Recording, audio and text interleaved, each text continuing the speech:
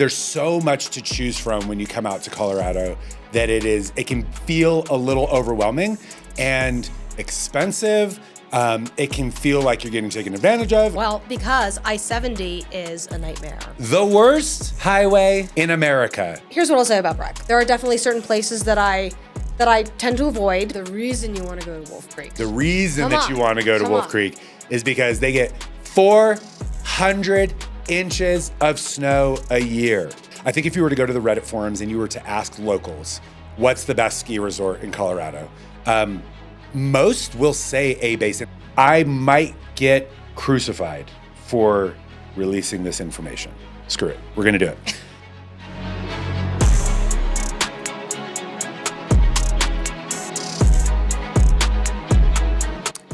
Welcome to Living in Colorado Springs, the podcast. I'm Kyle, and this is Whit Moss. And today we're going to be talking about something that is so quintessential and essential to Colorado, skiing. A lot of people move out here and they're like, they want to get into it. They want to know. A lot of people travel out here for it and then they realize like this is the greatest place on earth. So they decide that they're going to move out here.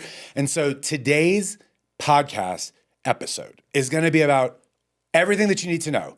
Skiing 101, we're going to talk about all the resorts, the main passes, some tips and tricks. And I have with me a very special guest. Her name is Whit Moss. She is the bomb. And I'll let you tell kind of your own credentials, but she's been my ski instructor when I'm tumbling down a mountain and falling in super deep snow. But Whit. Hey everybody! Really happy to be here. Thanks, Kyle. Yeah. I'm Whit, and I did teach ski school for a couple of years at Breckenridge. I was a PSIA certified level 1 instructor and child specialist, so not crazy high level, but did that part time, but still managed to live in Colorado Springs and have a full-time job and teach ski school. So gnarly. In addition to that, teaching, been skiing really consistently for the last 15 years. Learned on and off as a kid, but spent a lot of time skiing a ski club, really active here in the ski community, and excited to be here to talk about it. And your husband is? My husband is pursuing his full International Federation of Mountain Guide Association PIN and certification. Sorry, it's a mouthful. It's a mouthful, but he is currently an assistant ski guide and still has to take his exam. Also somebody who has kept me alive in the mountains. So if you're happy that I'm alive, leave a like. If there's not a lot of likes on this video, I can't say I'll be here next week. Anyway, okay, so let's get right into it. We've got some good skiing going on in the background. Just so you know, I have been skiing / snowboarding for the last 8 years. I've historically been a snowboarder, recently been getting into skiing. So I've been to most of the resorts in Colorado. A couple Whit has been to that I haven't been to, so I'll let her speak on those. But there's so much to choose from when you come out to Colorado that it can feel a little overwhelming and expensive. It can feel like you're getting taken advantage of. And so what we're going to try to do today is give you some of the tips and tricks and like some of the things that we do to make our skiing experience better. We're very lucky that we're within just a couple hours of some of the best skiing in the whole world. But even we do certain things to take advantage of the mountains in the best way possible. So as much as I just want to watch these gnarly ski videos behind us, let's get right into it by looking at the map. So to orient everybody's eyes, you can see my big orange cursor here. We've got Colorado Springs. Obviously, this is our main focus because this is where we live, but I also want you to be able to see from Denver where a lot of these are located. Now, it looks like you're way closer from Denver to all of these resorts. I'll zoom in just a tad so some more names pop up. You'd be fooled. But you would be fooled. Why? Well, because I-70 is a nightmare. The worst highway in America, people. The worst. It is the worst. And so because of that, we're going to get right into it. Most people in Colorado split between the Epic Pass and the Icon Pass. So have you ever had the Icon Pass? I haven't, but I've skied a number of Icon resorts. Okay. So let's talk Icon first, and then we'll talk about Epic. Okay. And then we'll kind of like highlight some of the mountains that are on here that are on the two. So Icon, what are the big ones for Icon? Really, you've got Copper, Yep. right, which is on I-70. You've got Steamboat, which is to the Oh, north. yeah. It's kind of a hike from Colorado Springs. Those are really some of the big ones you've got. You've got, I think Eldora is also on the icon as well. And Winter Park is the other Winter big one. Park, yep. And more recently, Alterra, which is Icon's parent, acquired a basin, Arapahoe Yes. Basin. Ooh, which that's is, spicy. It is, yeah. They used to be a little bit more independent, and now they're on the Icon Pass. So you're having to contend with everybody and their brother who else has the Icon Pass and wants to head up to A-Bay, have their famous Bloody Marys, hang Yeah. out, have some barbecue, right, and get that true like Rocky Mountain experience. Yeah, absolutely. So we'll just kind of touch briefly on each of those ski resorts, at least the ones worth mentioning if you've got something magical about them. So since we're talking about A-Basin, I think if you were to go to the Reddit forums and you were to ask locals, what's the best ski resort in Colorado? Most will say A-Basin, at least if you're talking about the I-70 corridor. I feel like a lot of people say A-Basin, and it'll be interesting to see if that changes after this year. Yeah, I mean, it is a legend for a reason. Yeah. I mean, it's been a real locals go-to. It's not that big kind of mountain town, Yep. big Vale resorts kind of feel that you have with some of the resorts that we'll get to here in a second. It's really, you've got your mug club, right, at the base. You can go have a bloody, and it's definitely been one of the places that's there and has been tried and true. So now and they've dabbled with Epic and Icon now, but so it'll be interesting to see if that sticks. Yeah, I agree. And it's pretty, I'm a pretty good snowboarder. It's pretty challenging terrain, I think, at A-Basin. Yeah.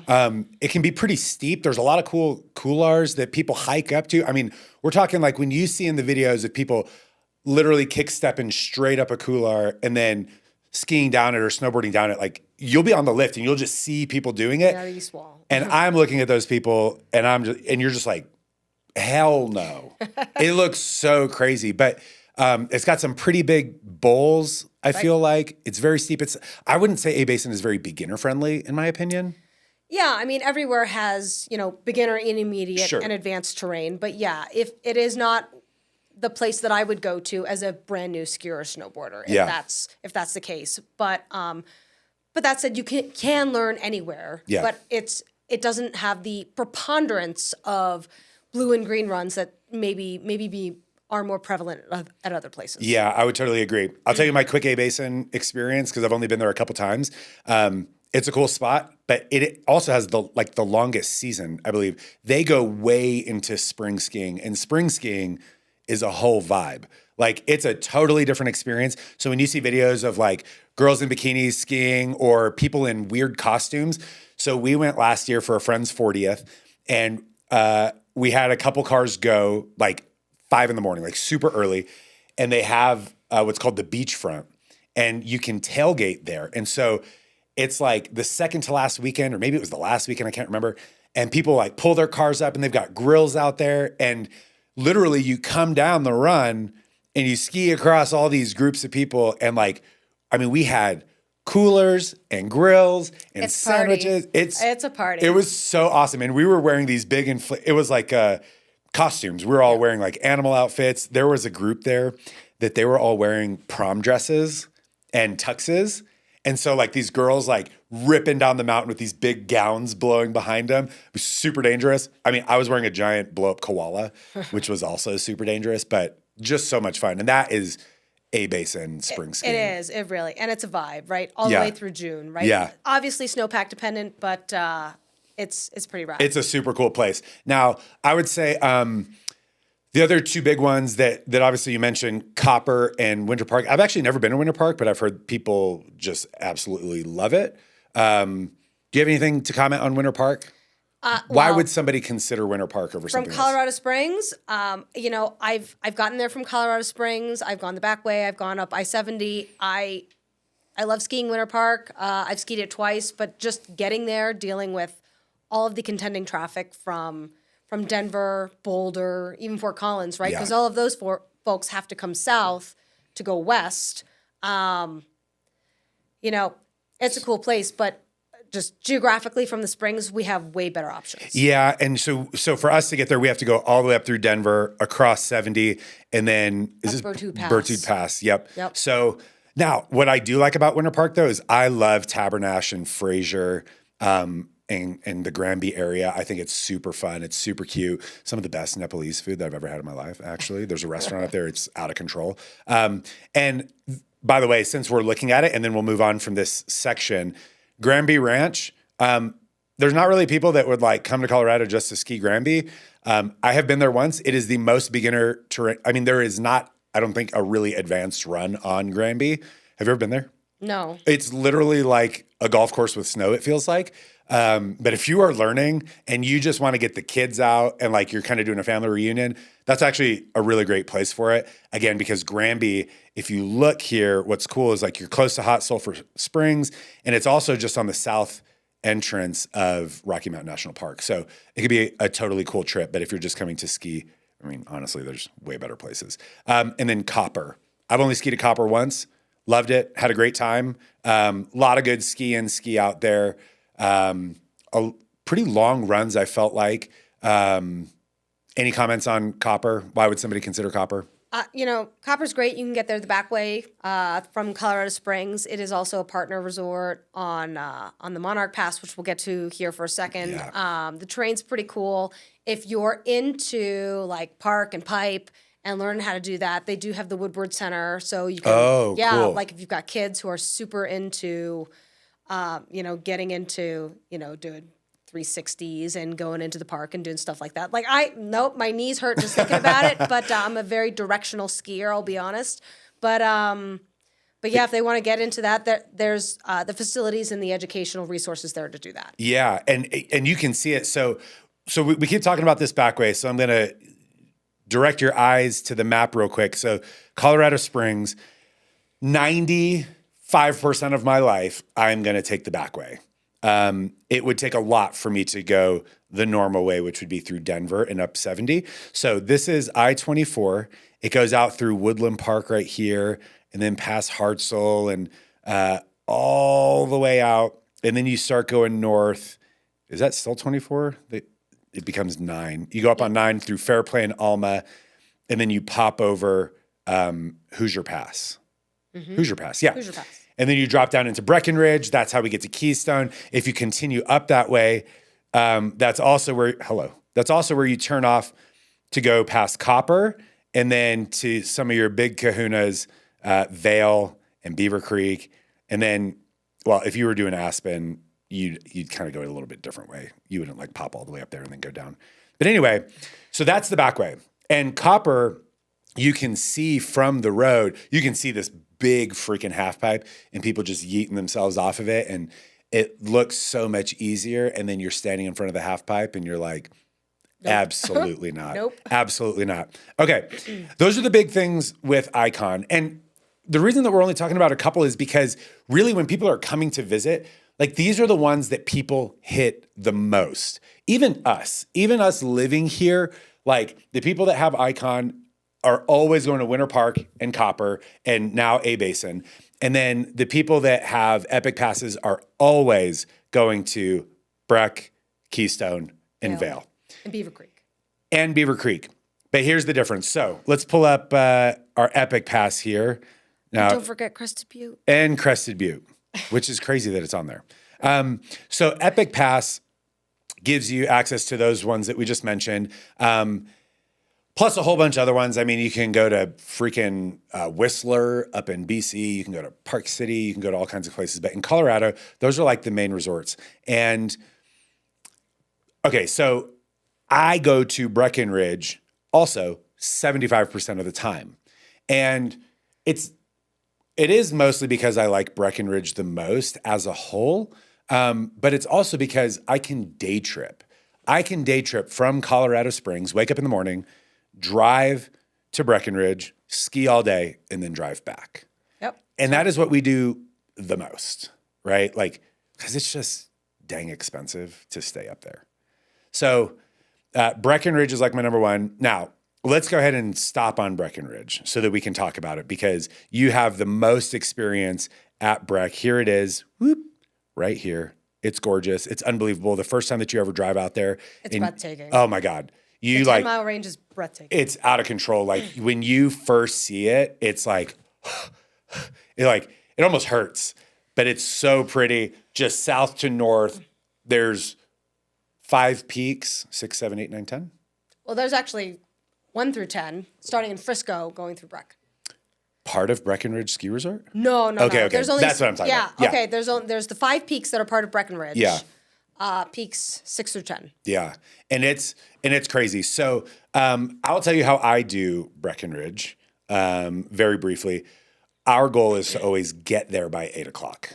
And it's not because I want to be the first person on the lift. Actually, I don't even care about that. I want to be there by 8 o'clock because I have learned that at 8:05, traffic starts building coming over Hoosier Pass because it's like some pretty steep switchbacks coming down.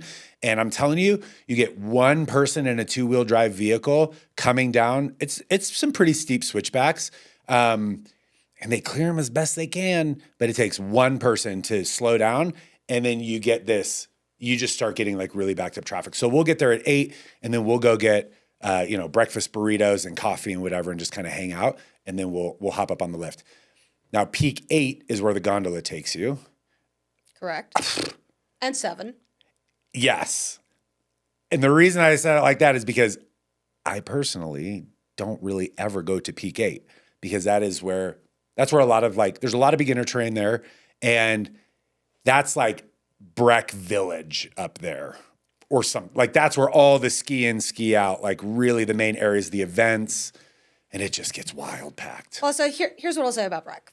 There's plenty of places that you can park, including free ones if you know where to go. Oh, I didn't know that. Yep, in Breckenridge, right? There is the airport lot. They do have a wonderful transportation system there. There is the ice rink. There are some places that are certainly closer than others, and the closer you are, the more expensive it's going to be. I think getting there early is wise, and depending on your ability level and the terrain you like to ski, I think it's natural for people to like their preference, to have their preferences on where they want to start and where they want to spend their time. Yeah. There are definitely certain places that I tend to avoid, like if they're really busy and crowded, like we were talking about. But I think if you look, Breck is huge, right? Yeah. With 5 peaks, and so if you are coming up for the first time, there's wonderful resources on the Breck website. Obviously, you've got local resources, right? We're talking about it here.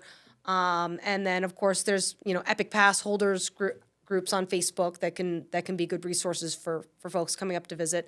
But yeah, figure out where you want to start and where you want to go. And obviously, one thing having come from ski school is ski within your ability. Yeah. Right, and know the skier's code and be safe and have fun. Yeah, absolutely. I think something that's challenging about Breck is I feel like you kind of have to make a decision. Am I going to ski like the north end or am I going to ski the south end or am I going to stay in the middle? Because unlike Vail, where when you go to Vail, you kind of go up the gondolas and you can ski the front side or you can like pop over to the back and then it goes for like eternity.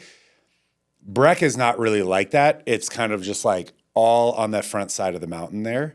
And so I find like we get off at 7 a lot.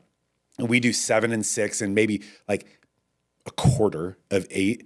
But we'll stay over there. And so like I actually have like so little experience on 9 and 10, which I feel like is where you hang out the most. But also because there's like a bunch of double black diamonds over there that I have no business being on. But that's also where ski school is, right? Over on 9? There's ski school. There are 2 ski school locations. Okay. On Peak 9, you've got the Village. You've got Beaver Run, which is a nice option. Like if you're a family and you're staying there and you just want to go downstairs and have ski school right there, it's boom. But there's the Village on Peak 9 as well, which is right off, what is that? It's basically Main and Park Avenues. It's right there kind of at the junction. And then, of course, there's ski school on Peak 8. But, depending on if you're going to book a lesson, the meeting point is going to be different. But, yeah, that is something to consider when you're looking at lessons anywhere, really, not just Breckenridge, is, hey, where am I requesting this lesson and where are we meeting? But, yeah, I think it's one of those things that once you know the mountain, you kind of know the shortcuts. Yeah. Yeah. Yeah. So if you're on Peak 10 and you want to get to Peak 6 without having to take, 15 lifts, there is a way to go about that. But yeah, there is definitely no shortage of terrain and things to ski based on what it is that you want to ski and where you want to ski and how you want to ski, whether it's in the high alpine. Yeah. The Imperial is the highest lift in North America, tops out just over 13,000 feet. It's kind of a cool, that's the top of Peak 8.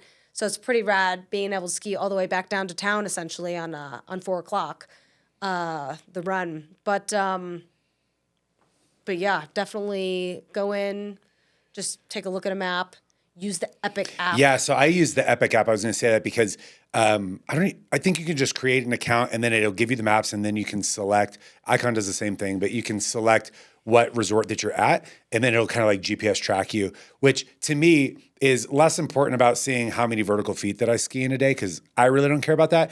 For me, it's like, where am I on the map and how do I get to where I want to go? Because if you're new to these places, like that can be a huge. Absolutely. Yeah. So that's generally Breck. Now, the other main one is Keystone. And so we do go to Keystone relatively often. Keystone opens around the same time. And I have a love-hate relationship with Keystone personally. Ski school is cheaper there, by the way. So if you are looking at doing day lessons, it does cost a little bit less there. But pros and cons, because the terrain is a little bit different. Now, some people, I'm not a great representative of Keystone, unfortunately, but some people they love it. And for me, I'm kind of about it. But I do end up going a couple times a year. Look, it depends on what you want. Parking's free, right? Yep. I mean, there is family parking too. Yep. You do have to pass Breck to get there if you're coming up from Colorado Springs or take the dreaded I-70. Yep. So there's just, some things to consider. It's got some unique terrain. You've got, one of the longest green runs. I don't know if it's in the state, but, School Marm opens up at the very beginning of the season and you can go, what is it? It's like over a mile or something like that. It's so long. It's very long. It's the white ribbon of death early in the season. But, Keystone does have its perks. Again, it's what are you looking for? And all of these kind of considerations factor into what kind of pass you're going to buy. Because the Epic Pass isn't just an Epic Pass.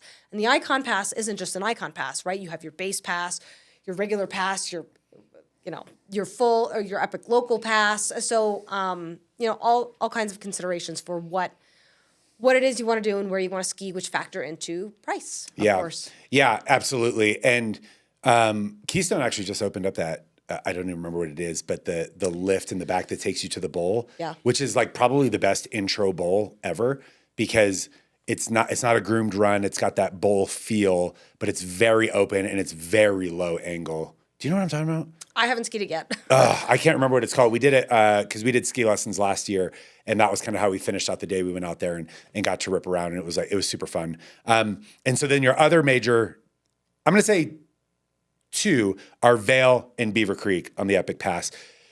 Vail, I kind of mentioned, you get there, and now Vail is a little bit different monster because obviously it's Vail. It's like a little bit luxury feeling, but the village itself is itty bitty. And as supply and demand goes, that means that everything is very expensive. There is just not a lot of real estate there. So everything costs quite a bit. A lot of people that go out to Vail, let me zoom you in on the map here, because you can see Vail and Beaver Creek are really, really close to each other. But a lot of people stay in these cities, Edwards, Avon, Eagle, or in Vail. Some people will stay back here in Silverthorne because no matter what pass that you're on, because you can get to all of the places from Silverthorne. That's where you've got your La Quintas and you've got all the big hotel chains. But Vail, when they say Vail, no place on earth, I really believe that. All things considered, if it is a phenomenal powder day and I can get there, I will choose Vail. Because when you get up there and you see that sign that says the legendary back bowls, I remember the first time I saw it, and subsequently every time that I've seen it since, it is just jaw-dropping how big it is. And again, you've never skied in whiteout conditions back there, I can tell. Yeah, that sounds terrifying. Yeah, absolutely not. But it's crazy. And even back there, I would say there's anything for intermediate all the way up to super advanced. I mean, there's giant cliffs that you'll see people launching themselves off of. And then again, it's kind of a sometimes steep, but kind of a good intro to like bowl skiing because not a lot back there is groomed. I will say, one of the reasons we got into skiing is because at Vail, there are cat tracks that I swear to God are like, to get back to like Blue Sky Basin, which is one of my favorite places ever. You're on a cat track for like 45 minutes. And on a snowboard, that's exhausting. You're just like heel side for 45 minutes or toe side for 45 minutes, just cruising. You're like, oh my God, when is this going to end? But Vail is a ridiculous place. Part of the problem with Vail in recent history is Vail is very expensive. A day pass out there. Again, everything is about like, are you coming out during like the peak week? Over peak week, I mean, passes were over $300 a day. Yeah, well, so, and I'm sure we're going to get to this at some point, but this is definitely to encourage, right, everybody to buy their passes early. Yeah. Right? Well, they're not even available anymore. Well, no, this time as of year. year. As of January. Yeah, so, right, yeah, if you're looking to come out this time of year, yep, your day pass, you're looking at 200 to 100 into the 300 price range. But if folks are moving here to Colorado Springs and they come out and they want to ski Vail and they can't make it this year, but they're considering, hey, this spring is a really good time to buy my ski equipment. Yeah. Or maybe you can, some places like I know at Breck and presumably at Vail, you can package a deal if you take a lesson. Your lift ticket's maybe $50. So take a look into that, right? If you want to maybe feel it out this season before committing to next. Because, yeah, when the passes go on sale in the spring, they are substantially less expensive than, let's say, October, November, December. And then when they go off sale, then you are looking at $200 to $300 at the lift, at the ticket window, unless you have someone with a buddy pass or some kind of and I mean very, very slightly discounted very slightly pass. Yeah, exactly, that you could leverage. But really, if maybe, and I know I'm biased, because I taught a few years, but absolutely come out, take a lesson, see if you can bundle that, make your dollar go a little bit further, take that lesson, get the tour of the mountain. Yes. If you're a more advanced skier. I think that's actually a really great point, though, because like the lessons aren't just about like learning to ski or knocking off the rust. Like we use them to knock off rust and to just like build good habits early. But also because like you see routes that maybe you've never taken before and you're like, oh, I never would have thought to like go up here and go down this way. And then it also, I'm a fan, by the way, of full day lessons. I don't like half day lessons. I've done them before. And for me, I don't want to say a waste of time, but like it's not long enough for you to spend with an instructor unless you are literally just trying to knock some rust off.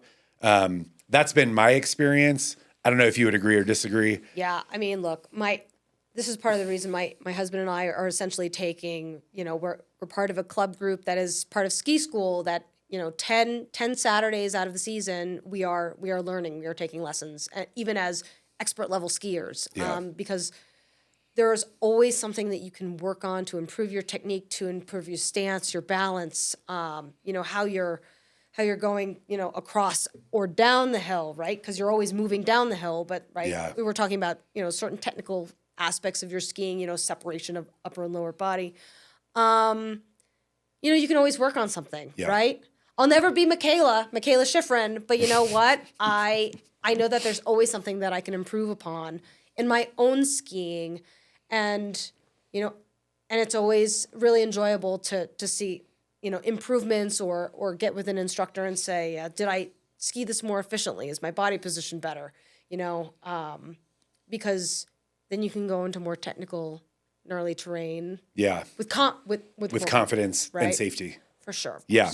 Okay. So what I want to do is I want to just highlight for you. We won't go super deep into these, but I just want to highlight a couple of the lesser known that maybe if you're trying to come out here to Colorado, maybe you don't live here and you're like, I want to take my family skiing, but Vail or Breck or any of those, maybe they just seem like too much. I might get crucified for releasing this information. Screw it. We're going to do it. There are 3 resorts that are worth considering. One of them is not even highlighted on the map. That's how secret it is. Crested Butte. So let's look where it's at. It is on the Epic Pass. It is on the Epic Pass. So from Colorado Springs, you literally just take 24. You hit Buena Vista right here. Yep, Oh, come on, Zoom. 25, yep. You hit Buena Vista, and then you hop on this, and you just zip right through in Crested Butte. Now, Crested Butte has some pretty challenging terrain as well, but it is that place. Lord have mercy, might be one of the most beautiful places on the planet. It is. And it's a little bit longer than the way you pointed at it on the map. But you got to go down, Yeah. down through Nathrop, over 50 through Gunnison and Crested Butte. But Oh, I've never gone that way. oh, I've always gone this way. straight. Yeah, Anyway, through Buena Vista, but in the winter that can be kind of sketch. no, you do go through Buena Vista. Yeah, You go I go south through though, Buena too. Vista, but then I go north and then take 306. Well, you're braver than I am, I guess. Well, it was also in the summer, so Oh. I've never skied out there. There you go. And I think it's closed in the pass winter. can be closed. I Yeah. think it's closed in the winter. That's why I nuts. probably. Okay. Anyway, Don't listen to me then. all that said, Crested Butte, yeah, it feels like an old West town. Yep. It feels, so recently within the last couple of years anyway, it was acquired by Vail Resorts, so it's on your Epic Pass. Great. There's some real terrain down there. You can get there in, I'm going to say 3.5 hours if the roads are good. If they're not, if Monarch Pass is closed because they're doing avalanche mitigation or, roads are icy, just obviously do some planning. But if great place to learn, there is, the whole gamut down there. Honestly, I really it has the steepest run in North America. Rambo, Yep. it's not that great.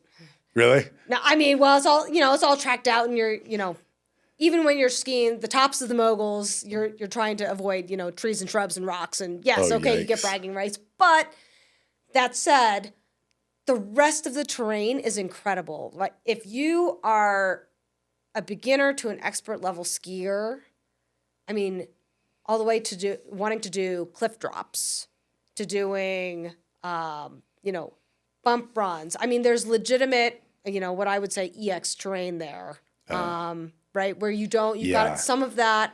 You've got a little bit of that at Vail, like off Northwoods. There's some rocks you can drop. Oh, but, God, that looks terrifying. Look at this. You go over here? Banana and Peel are fantastic. Yes. Absolutely not. Absolutely yes. I'll look at it. I'll take pictures of it. This is why Kyle's going to take more lessons, and we're going to work on his flexion and extension, over the moguls, That looks right? His spicy. mogul skiing. But they've got really great terrain. There's all kinds of stuff. So you'll see there's tons of like greens and blues. Great town, great place. You can stay in Gunnison. It's going to be a little less expensive. Yeah. It is further than Breck. I would encourage staying for a weekend. You Yeah. can stay up in Crested Butte proper. Obviously then so it's, or even on the mountain. So your options are, slope side, the town of Crested Butte, which is a really cool town, or Gunnison, depending on how long you want to stay, what you want to do, kind of what your goals are. But very cool place. Very cool place. Definitely check it out. Okay, so the other two, whoop, whoop. This one is what I might actually get crucified for, is giving up the secret of Monarch Mountain. So you drive out to Buena Vista on 24, hit 285, and then you go south down to Salida, and then right west is Monarch. And Monarch, those mountains are beautiful. And Monarch is like still kind of, I think it's still classified as kind of like that little private ski resort area, right? Yeah, it's an independent. Independent. Yeah. That's the right word. And their season pass is a lot cheaper. And what's cool about it is it actually kind of has some bonus ski days at some partner places that like you would not expect. That's not even the only cool thing either. But they have, so if folks are moving out here now, they have what's called the Wings Pass, which stretches from the end of this season into next season. Oh. So if folks are moving out here and they want to get some turns in, right, at the end of the season, right? Epic and Icon are not on sale unless people really want to spend $300 on a lift ticket to go Interesting. to Epic or Icon. But yeah, you can get a Wings Pass, and then you get, your 3 days at Loveland, which we didn't even talk about, another independent resort off I-70. There's your catch there. Rad terrain, cool vibes, great, beginner to expert terrain. You get 3 days at Ski Cooper, another independent, smaller area, right? By Leadville, kind of a drive from the Springs, but definitely worth checking out. Also, plan your trip so you make a reservation at Melanzana if you want to get your Melly. And then where else? Used to have a basin, not anymore, not but anymore. you do get 3 days at Copper. So if you're debating, well, do I want to get an Epic or an Icon, or do I want to go to Copper? You get 3 days at Copper that you can use on the Monarch Pass. The nice thing too about Monarch is if you have an Epic or an Icon, I think they changed it. You'd have to sanity check me on this, but I think it's Monday through Thursday now. If you show like an Epic or an Icon pass, I think it's $50 or $60 for a lift ticket at Monarch. Wow. Yeah. So if your buddies are on a different pass and it's a powder day, I mean, speaking of a locals mountain, I mean, that's definitely a more locals mountain. Yeah. If you get a pass, you get a nice discount on food on the mountain. It's definitely free parking, pretty chill. But occasionally the pass closes for avalanche mitigation. Just be aware. And yeah, just do a little bit of research before you go out there. But Monarch is cool. It's super cute. And again, it's way less crowded. So when you see these horror stories on TikTok and Instagram of these lift lines that are obnoxiously long, and even just like the main gondola line, I saw one for Vail the other day that was literally like a half-mile long. Like that just doesn't exist at a place like Monarch. And then the last one that I want to show you, this is actually my introduction to all snowboarding and skiing. And most people don't go here when they come visit because you can see how far south it is. But I love Wolf Creek. And yes, I am skipping Telluride because that is just freaking out there. But, if we need to cover it, we can. But Wolf Creek to me God, it might be my favorite place. And I think it's just because I have sentimental value with it because I spent my first couple years, I was living in New Mexico. And so we would drive up and that was like the closest drive for us. And it was also way more affordable, especially for like if you get a military discount. The day passes are under $100.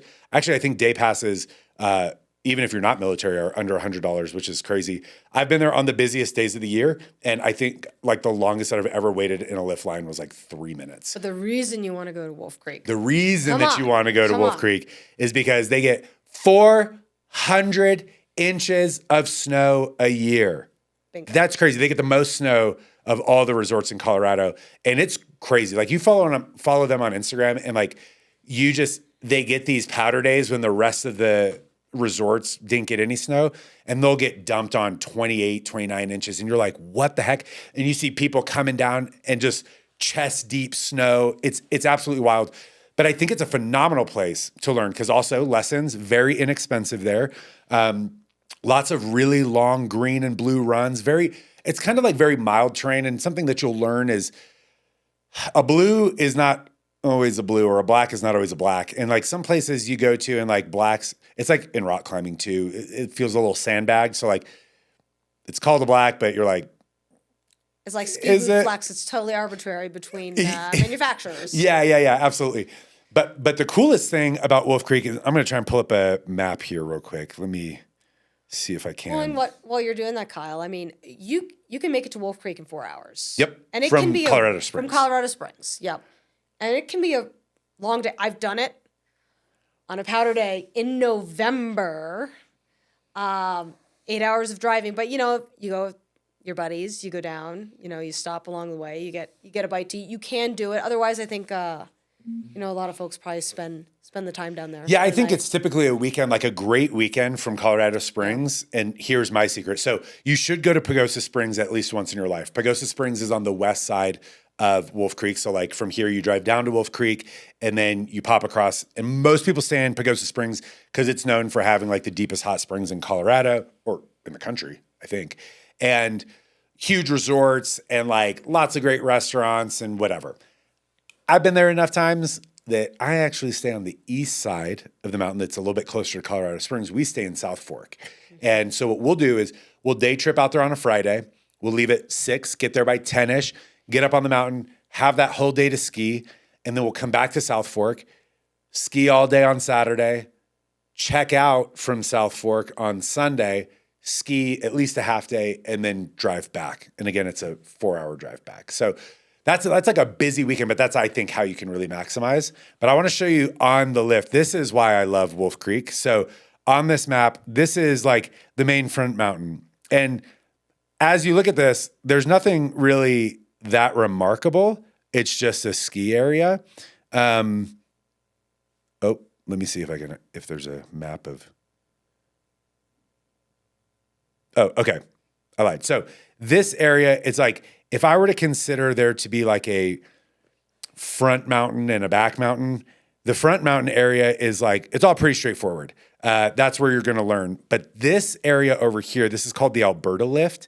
And the Alberta Lift is so cool. That is where that was my intro to snowboarding in trees and not ungroomed runs, because the trees there in a lot of the areas that are like blues back there, they're really spread apart. And so like you can have a lot more confidence and kind of like learning how to go in and out of trees, where I feel like my experience at most of the major resorts, man, the trees can be so tight and a lot more scary.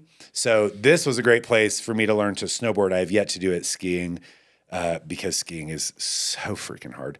But there's also a lot of hikeable terrain back there. There's hikeable terrain everywhere. But also there's sometimes in the season, there's a snowcat that will take you all the way across. And so people like hop onto it and it drives them across, and then they get to drop in, and it's just wild. But it's super not busy ever. You're like never waiting in a lift line. It's super chill. The difference with Wolf Creek is like there's not a village there. So you you're not staying at Wolf Creek. So whether you're in Pagosa, that's 45 minutes away, or South Fork, it's 35 minutes away, like you're not staying at the resort. And like I don't think they're on anybody's pass. I think no, they're unlike not. Monarch, They're not. yeah, they're 100% independent. Yeah, they are. There's one more pass, and then Okay. let's pivot. Yeah, let's do it. Hey, let's go. It's called the Mountain Collective, right? I've never even heard of this. So the Mountain Collective, right? You get 2 or 3 days depending on when you buy this pass, right? And they have days that straddle Icon resorts, independent resorts, and others. So like I think Aspen is on there. Oh, okay. Jackson Hole, which is now Icon.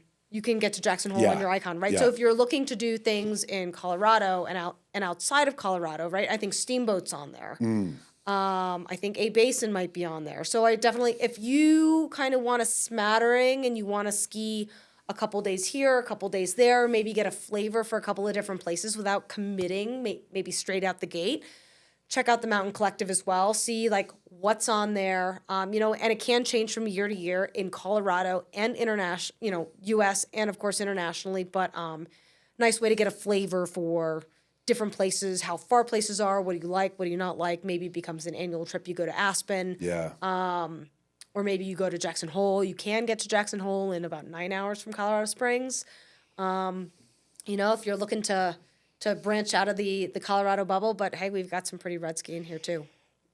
So I think the general rule of thumb here is that if you have any desire to get into skiing, like it does require a little bit of research, and like she said earlier, planning ahead. And like great example, getting ski stuff in the springtime when everyone's like end of season, they're deciding they're not going to ski or snowboard anymore, or they're outgrowing stuff. Or they're like, this is my last season wearing these, or they tried a pair of skis or whatever. Facebook Marketplace, incredible for that.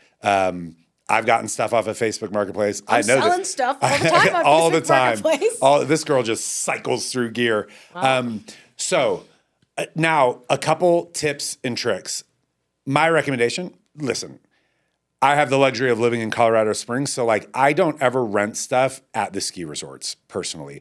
I get them at local shops. For example, like I'll go to the ski shop, pick stuff up, rent it, demo it, and try it for the day or try it for a couple days. Especially before I bought my set of skis, is I wanted to try a couple different pairs and just ultimately just see what brought me the most joy, because I had a pair of skis that were very playful. They were very bendy and flexy, and that was really fun. And then I put on some other ones, some Vocals, and they were so fast. And I was like, wow.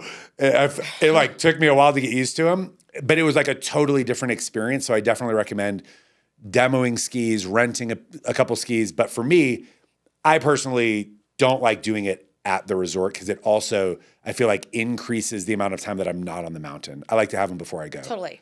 Number of benefits about renting here in Colorado Springs, right? Especially if you're supporting someplace like the ski shop, like a local shop, right? Of course, you've got your Epic Mountain Gear as well and a couple of other, your REIs. But look, you're going to have somebody, they're going to look at your feet, they're going to talk to you, they're going to get you some boots. The boots are going to be dry, right? It's going to be a day or two or before your trip, or it's going to be at the beginning of the season if you're looking at doing a seasonal rental, right? And the nice thing about doing a seasonal rental is, you can bring stuff back and swap out gear at most places, right? Yeah.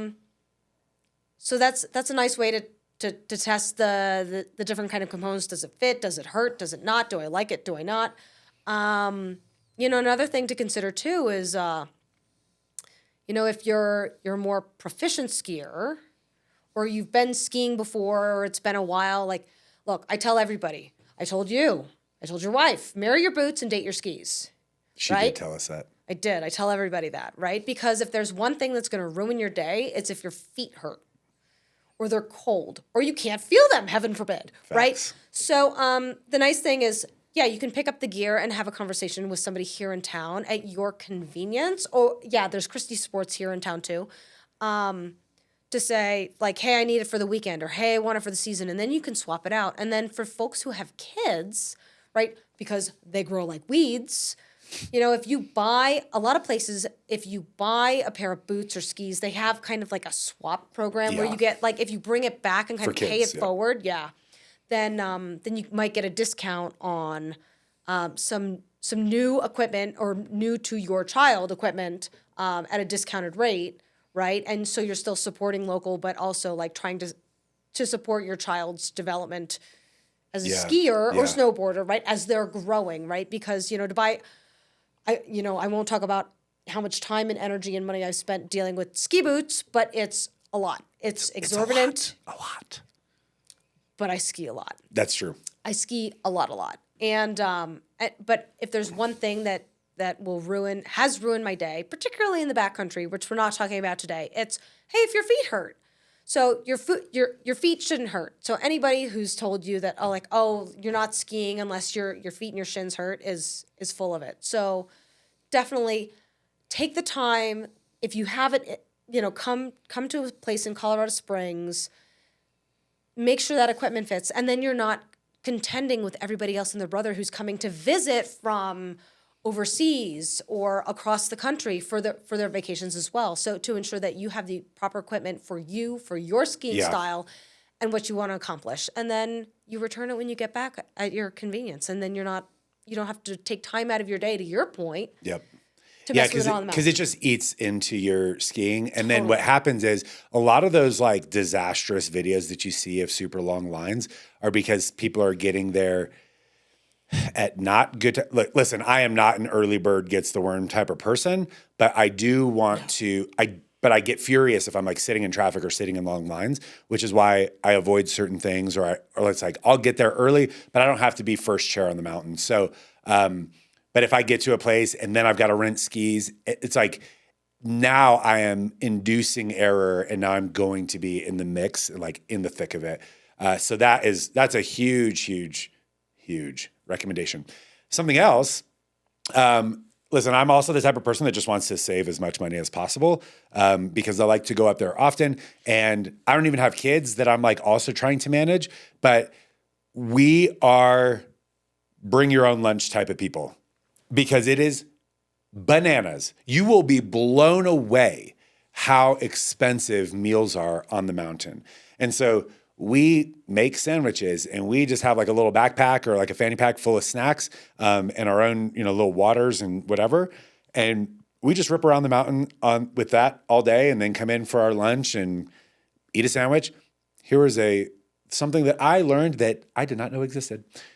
There's hot water. I know that sounds so dumb, but last time we were up there, we came in for like a lunch break, and Whit and her husband came out and they like had like steaming hot tea. And I was like, did you guys just like have hot water that you just have been leaving in a thermos all day? And they're like, no, there's just hot water right there. I was like, oh my God. Yeah, so you bring a tea bag and a little Sea to Summit Yeah. silicone collapsible cup, and Brilliant. there you go. Yeah, so your lunch might be cold. You can bring a thermos. You right? can. Yeah. Here's the thing. I don't like bringing a thermos. I don't even like having a Nalgene because I'm wearing a backpack, and either A, sitting on the lift with it does not feel good, and like B, I fall a lot. So if I'm falling and like you just have hard stuff in the bag, it just doesn't feel good. I like the silicone little Nalgene bottles, of Hydra Pack or whatever. What I'm doing this week is I've got a little like bowl of ramen that I'm going to bring up there and see if I can reheat some ramen, because that just sounds so good to have some like warm food. But that, you will be shooketh at how much food costs on the mountain. Well, and forget the cost. And I'm not going to call out any one place, right? Because some places are better than others in terms of food, but they're all expensive, and they're not, generally speaking, they're not great. No, right? You're paying like $25 for a super mid burger. That's it's crazy. Generous, super mid. Yeah. Yeah, and especially if you're a family of 4 or you're just checking out a mountain, there are definitely some places that have like a decent bite to eat, and it's worthwhile, and you don't mind going there. But but if you're going to eat on the mountain, plan to shell out. If it's just you and your wife, it's $50 plus tax. Yeah, for sure. Yeah, so and most of the places, like, you're either eating on the mountain or you're leaving the resort. The only place, like Wolf Creek, for example, and Monarch, you could actually just make it back to your car. And like, I know people that will go down to their car for like a midday and like kind of tailgate out of their car to eat something. I don't know if you can do this anymore, but like there was a year, many years ago, that we would bring a crock pot and just like leave it plugged in at Monarch. But really? I don't know if you can do that anymore. But I wonder if anybody's car ever combusted from that.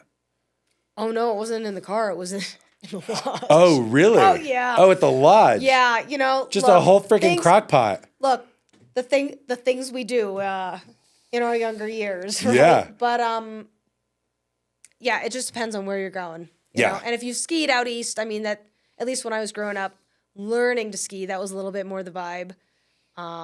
Less so here in Colorado. Definitely not at an Epic or Icon resort. But bring, if you can, I mean, or supplement, with stuff out. But it's really, and then, the play is if you're going to spend the money, I think there's a number of wonderful places for après in town, off the mountain. Yeah.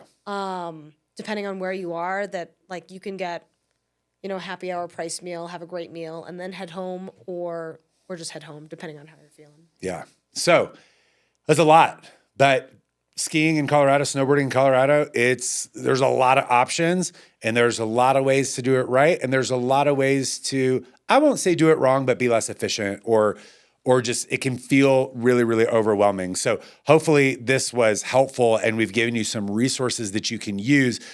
We are available. We have a relocation guide if you are moving out here. There's a little bit of information there. You've obviously got the major websites for all the passes. Like she was saying, there's also Facebook groups that you can check out. But hopefully this was beneficial for you, and we will see you on the freaking mountains.